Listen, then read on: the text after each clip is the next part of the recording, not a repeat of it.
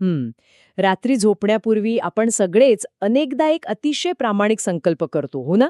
म्हणजे आजपासून रोज झोपण्याआधी किमान 10 पाने पुस्तकाची वाचायचीच. हो, अगदी. आणि पहिल्या दिवशी आपण ते अगदी उत्साहात करतो सुद्धा. बरोबर. दुसऱ्या दिवशीही थोड्या कष्टाने होईना, पण आपण करतो. पण तिसऱ्या दिवशी काय होतं? पुस्तक बाजूलाच राहतं आणि आपला हात नकळत मोबाईलकडे जातो. खरंय. आणि मग पुढील 2 तास एकामागून एक रील किंवा व्हिडिओ पाहत आपण कसा वेळ घालवतो, हे आपल्याला समजत नाही. हे उदाहरण खूप परिचयाचं वाटतं ना? अगदी बरोबर. आणि हे फक्त वाचनाच्या बाबतीत नाहीये बरं का. रोज सकाळी लवकर उठून व्यायाम करण्याचा विचार असो किंवा मग जंक फूड टाळून डाएट करण्याचा निर्णय. डाएट करण्याचा निर्णय असो, सुरुवात नेहमीच उत्साहात होते. पण म्हणजे काही दिवसांतच तो उत्साह पूर्ण मावळतो. आणि ज्या सवयी आपल्यासाठी खरोखर चांगल्या आहेत ना, त्या पाळणं एखाद्या जड दगडाला डोंगराच्या शिखरावर ढकलण्याइतके कठीण आणि थकवणारं वाटू लागतं. पण त्याचवेळी सोशल मीडियावर वेळ घालवणं किंवा एखादा गोड पदार्थ खाणं हे त्याच दगडाला डोंगरावरून खाली ढकलण्यासारखं असतं. अगदी सहज. त्यासाठी कसलेच कष्ट लागत नाहीत. नेमकं. ते अगदी प्रवाहाच्या दिशेने आपोआप आणि वेगाने घडतं. तर आजच्या या सखोल विश्लेषणामध्ये आपण याच रंजक विषयावर लक्ष केंद्रित करणार आहोत. आज आपण ज्या संशोधनाचा अभ्यास करत आहोत त्याचं मुख्य उद्दिष्ट एकच आहे. ज्या गोष्टी आपल्यासाठी चांगल्या आहेत त्या करताना मन का लागत नाही? बरोबर. आणि या कंटाळवाण्या वाटणाऱ्या सवयींना इतकं आकर्षक कसं बनवायचं की त्या आपोआप आपल्या जीवनाचा भाग बनतील. या चर्चेची सुरुवात करण्यासाठी हा अतिशय अचूक विचार आहे. कारण जेव्हा आपण मानवी सवयींच्या विज्ञानाचा सखोल अभ्यास करतो ना, तेव्हा एक मोठी गैरसमजूत दूर होते. कोणती गैरसमजूत? आपल्याला सहसा असं वाटतं की आपल्याकडे वेळेचा अभाव आहे किंवा आपल्यात शिस्तीची कमतरता आहे. पण मुळात एखादी चांगली सवय टिकून न राहण्यामागे ती सवय पुरेशी आकर्षक नसणे हेच सर्वात मोठं कारण असतं. ठीक आहे, आपण हे जरा उलगडून पाहूया. म्हणजे असं का होतं की काही विशिष्ट गोष्टी आपण अत्यंत आवडीने पुन्हा पुन्हा करतो, पण काही गोष्टींसाठी आपल्याला स्वतःशी संघर्ष करावा लागतो? याचं उत्तर आपल्या मेंदूच्या हजारो वर्षांच्या उत्क्रांतीत आणि एका विशिष्ट रसायनात दडलेले आहे, ज्याला आपण डोपामाइन म्हणतो. डोपामाइन म्हणजे ते प्लेजर केमिकल ना? हो, अगदी तेच. आजच्या या अभ्यासात एक अतिशय महत्वाची संकल्पना मांडली आहे.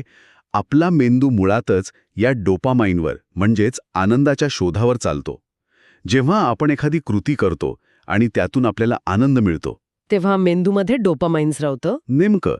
आणि हे रसायन मेंदूला स्पष्ट संदेश देतं की अरे, हा अनुभव खूप छान होता, आपण हे पुन्हा पुन्हा केलं पाहिजे. म्हणजे हे एक बक्षीस व्यवस्थेसारखं किंवा रिवॉर्ड सिस्टम सारखं काम करतं. हो. पण इथे एक अडचण आहे.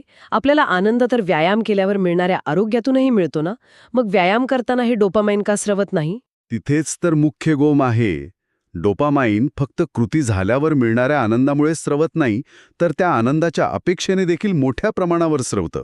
अपेक्षेने म्हणजे कसं? म्हणजे संशोधनानुसार प्रत्यक्ष बक्षीस मिळण्यापेक्षा बक्षीस मिळण्याच्या अपेक्षेमुळे डोपामाइनची पातळी अधिक वेगाने वाढते.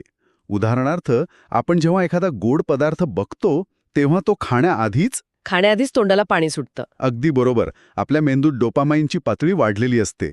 ही तात्काळ मिळणाऱ्या बक्षिसाची म्हणजे इन्स्टंट ग्रॅटिफिकेशनची ओढ आहे. अरे वा, म्हणजे आपण जेव्हा रेस्टॉरंटमध्ये मेनू कार्ड बघत असतो तेव्हाच आपल्याला सर्वात जास्त आनंद मिळत असतो. अगदी तंतोतंत. आणि यामागे मानवाचा इतिहास आहे. प्राचीन काळी जेव्हा अन्न सहज उपलब्ध नसायचं तेव्हा गोड फळं दिसल्यावर ते तात्काळ खाण्यातून मिळणारा आनंद हा जगण्यासाठी आवश्यक होता. टिकून राहण्यासाठी. हो, त्यामुळे आपला मेंदू तात्काळ बक्षीस देणाऱ्या गोष्टींकडे नैसर्गिकरित्या आकर्षित होतो. पण आजच्या आधुनिक जगात परिस्थिती बदलली आहे. आज आपण जर व्यायाम केला किंवा एखाद्या अवघड विषयाचा अभ्यास केला तर त्याचं फळ आपल्याला आज किंवा उद्या मिळणार नसतं. त्याचे फायदे आपल्याला महिन्यांनी किंवा वर्षांनी मिळणार असतात. बरोबर. म्हणजेच बक्षीस खूप उशिरा मिळतं, डिलेड ग्रॅटिफिकेशन. आणि आपल्या प्राचीन मेंदूला 5 वर्षानंतर मिळणाऱ्या बक्षिसाचं फारसं आकर्षण नसतं. त्याला आत्ता या क्षणी काय मिळतंय ह्यात जास्त रस असतो. म्हणूनच तो अभ्यासासारख्या कामाला कंटाळवाणा मानतो. तर या सगळ्याचा अर्थ काय होतो? आपला मेंदू मुळातच आळशी आहे की तो फक्त आनंद मिळवण्याचा सर्वात सोपा आणि जलद मार्ग शोधत असतो? तो अजिबात आळशी नाहीये, तो अत्यंत कार्यक्षम आहे. त्याला कमीत कमी ऊर्जा खर्च करून जास्तीत जास्त सुरक्षितता आणि आनंद मिळवायचा असतो. म्हणजे तो नेहमी ऊर्जेची बचत करत असतो. अगदी. आणि जिथे लवकर बक्षीस मिळेल तिकडे आपला कल वळवत असतो. हे ऐकायला खूप तार्किक वाटतं. पण इथेच खरा प्रश्न उभा राहतो. जर मेंदूला फक्त आणि फक्त तात्काळ आनंदच हवा असेल आणि आपल्या चांगल्या सवयी मुळातच उशिरा फळं देणाऱ्या असतील आणि सुरुवातीला कंटाळवाणी असतील. हो, तर या प्रक्रियेत आपण कृत्रिमरित्या तो आनंद कसा निर्माण करायचा? मला वाटतं यावर आजच्या या संशोधनात काही अत्यंत प्रभावी तंत्रे दिली आहेत. आपण पहिल्या तंत्राकडे वळूया का? नक्कीच. याला स्रोतामध्ये मोहक गोष्टींची सांगड किंवा टेम्पटेशन बंडलिंग म्हटलं आहे. हे नक्की काय आहे? ही खरोखरच एक हुशारी युक्ती आहे. टेम्पटेशन बंडलिंग म्हणजे थोडक्यात सांगायचं तर आपल्याला अत्यंत आवडणारी एखादी गोष्ट आणि आपल्याला करावी लागणारी पण न आवडणारी महत्वाची सवय यांचं एकत्रीकरण करणं. म्हणजे एक पॉवरफुल कॉम्बो तयार करणं. हो, आपण आपल्या मेंदूला एका अर्थाने लाच देत असतो. म्हणजे जे काम करायला नकोसं वाटतं त्याला अशा एखाद्या गोष्टीशी जोडायचं ज्याची आपल्याला आधीच ओढ लागलेली आहे. अगदी तसंच. आपण आज जे संदर्भ पाहत आहोत त्यात याशी काही अतिशय साधी उदाहरणे दिली आहेत. समजा एखाद्याला रोज सकाळी चालायला जाण्याचा व्यायाम खूप कंटाळवाणा वाटतो. फक्त रस्त्यावर चालत राहण्यात कोणताही तात्काळ आनंद मिळत नाही. पण त्याच व्यक्तीला एखादं छान पॉडकास्ट ऐकायला खूप आवडतं. तर इथे अट अशी घालायची की ते आवडतं पॉडकास्ट फक्त चालतानाच ऐकायचं. अरे वा. किंवा दुसरे एक उदाहरण मला आठवतंय स्रोतातलं. अनेकांना वेब सिरीज सलग बघायला खूप आवडते. तर केवळ व्यायाम करतानाच ती आवडती मालिका बघण्याची अट स्वतःला घालणे. अगदी. म्हणजे जर पुढचा एपिसोड बघायचा असेल तर व्यायाम करावाच लागेल. यामुळे होतं काय तर मेंदूला त्या कंटाळवाण्या कामातूनही तात्काळ डोपामाइन मिळायला सुरुवात होते. मेंदू त्या मालिकेच्या आनंदाला प्रत्यक्ष व्यायामाच्या कृतीशी जोडून घेतो. इथेच खरी रंजक गोष्ट सुरू होते. हे अगदी लहान मुलांना कडू औषध गोड मधात मिसळून देण्यासारखं आहे. पण मला सांगा, जर आपण व्यायाम करताना मालिका बघत असू तर आपलं लक्ष विचलित नाही का होणार?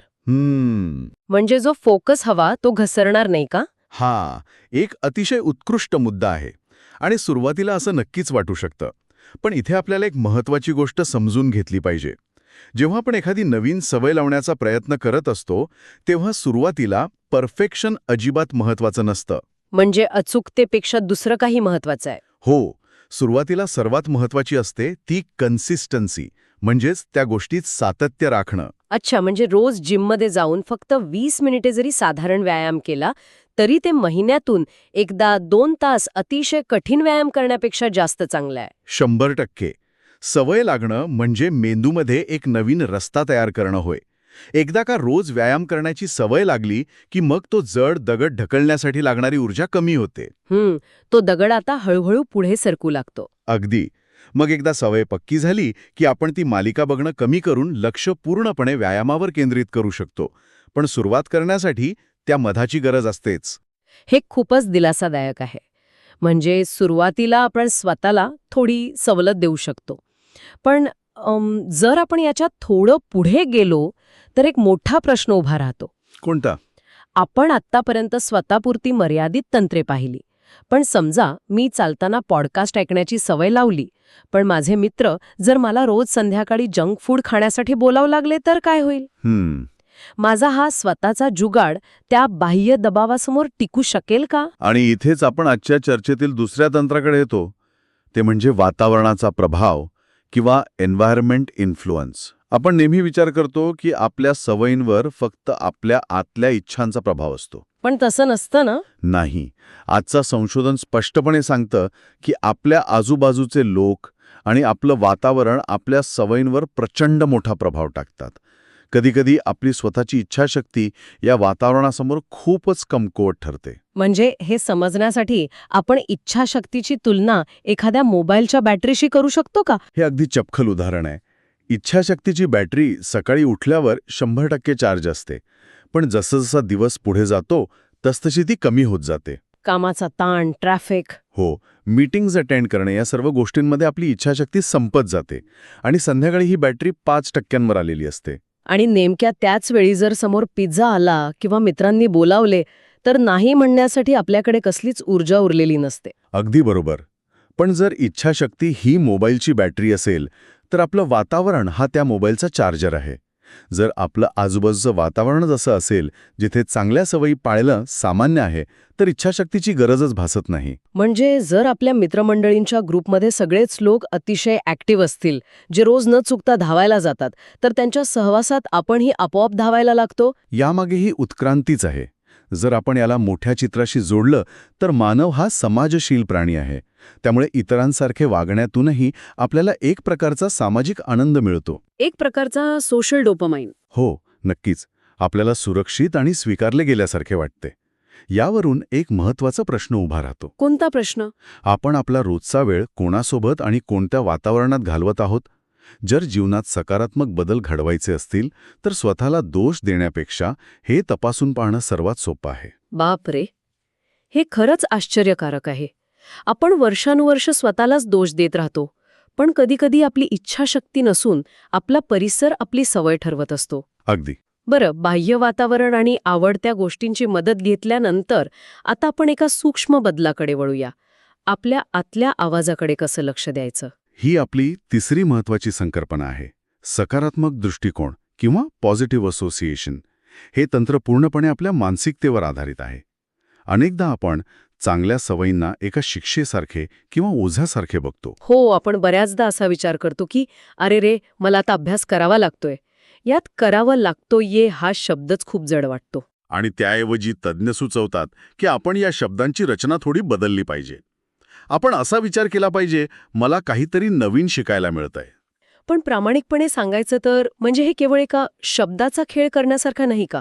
फक्त करावं लागतंयच्या ऐवजी करायला मिळतंय असं म्हटल्याने खरोखरच इतका मोठा फरक पडू शकतो? हा संशय साहजिक आहे. पण हे फक्त शब्दांचे खेळ नाहीत. यामागे भक्कम न्यूरोकेमिस्ट्री आहे. जेव्हा आपण मला हे करावे लागते असे म्हणतो, तेव्हा आपण मेंदूला असा संदेश देतो की ही एक सक्ती आहे. यामुळे मेंदूमध्ये तणाव निर्माण करणारी रसायने स्रवतात. म्हणजे आपण जाणीवपूर्वक स्वतःला तणावात टाकत असतो. तसंच काहीसं. पण जेव्हा आपण मला हे करायला मिळते असे म्हणतो, तेव्हा आपण मेंदूला स्वातंत्र्याची जाणीव करून देतो. यातून कृतज्ञतेची भावना निर्माण होते. मेंदू त्या कामाकडे ओझे म्हणून न पाहता एक बक्षीस म्हणून पाहू लागतो. म्हणजेच हे एका अर्थाने स्वतःच्याच मेंदूचं रिप्रोग्रामिंग करण्यासारखं आहे. एका साध्या शब्दबदलाने आपण कामाचं ओझं कमी करत आहोत. अगदी अचूक. तर मग स्रोतात दिल्याप्रमाणे आपण आता एका कृती योजनेकडे वळूया का? जर कोणाला आजपासूनच या तंत्रांचा वापर करायचा असेल तर त्याने काय करावं? सर्वात पहिली गोष्ट म्हणजे आजच अशी एक सवय निवडा जी कंटाळवाणी वाटते. आणि मग स्वतःला प्रश्न विचारा, मी ही सवय मजेदार कशी करू शकतो? त्यात एखादं छान संगीत जोडा, काम करण्याचं वातावरण बदला किंवा स्वतःसाठी एखादं छोटंसं बक्षीस जोडा. थोडक्यात सांगायचं तर आजच्या या अभ्यासाचा अंतिम संदेश हाच आहे की स्वतःवर जबरदस्ती करू नका. हो, डोंट फोर्स युअरसेल्फ. त्याऐवजी काम करण्याचा अनुभव बदलून टाका. कारण जेव्हा एखादी सवय मजेदार वाटते तेव्हा कन्सिस्टन्सी आपोआप येते. जे मनाला आवडतं तेच मेंदू पुन्हा पुन्हा करतो. अगदी बरोबर. पण जाता जाता मला एक अत्यंत वेगळा विचार मांडायचा आहे. बरं, सांगा. आपण आत्तापर्यंत चांगल्या सवयींना आकर्षक कसं बनवायचं हे पाहिलं. पण जर आपण या सिद्धांताला उलटे केले तर? उलटे केले तर म्हणजे नेमकं काय? म्हणजेच ज्या सवयी आपल्याला सोडायच्या आहेत, जसे की जंक फूड खाणे किंवा तासनतास मोबाईल पाहणे, त्या वाईट सवयींमधील तो आनंद कृत्रिमरित्या काढून घेऊन त्यांना पूर्णपणे अनाकर्षक किंवा बोरिंग कसे बनवता येईल यावर नक्की विचार करा. अरे वा, हा विचार खरंच भारी आहे. म्हणजे मोबाईल पाहताना जर तो स्क्रीन ब्लॅक अँड व्हाईट केला तर? अगदी बरोबर. रंगांशिवाय मेंदूला मिळणारा तो डोपामाइनचा डोस अचानक बंद होईल. म्हणजे वाईट सवयींना जाणीवपूर्वक कंटाळवाणे बनवायचे? हा विचार खरोखरच खूप रंजक आहे. तर आजच्या या चर्चेवरून एक गोष्ट नक्की स्पष्ट झाली आहे की आपण चांगल्या सवयींचा प्रवास नक्कीच आनंददायी बनवू शकतो. जेव्हा प्रवास मजेदार होतो तेव्हा शिखर आपोआप जवळ येतं. नक्कीच.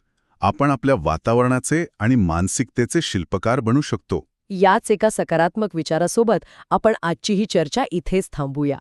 स्वतःच्या सवयींकडे नव्या दृष्टिकोनातून पाहत रहा आणि चांगल्या गोष्टींना अधिकाधिक मजेदार बनवण्याचा प्रयत्न करत रहा. पुन्हा भेटूया अशाच एका रंजक चर्चेत.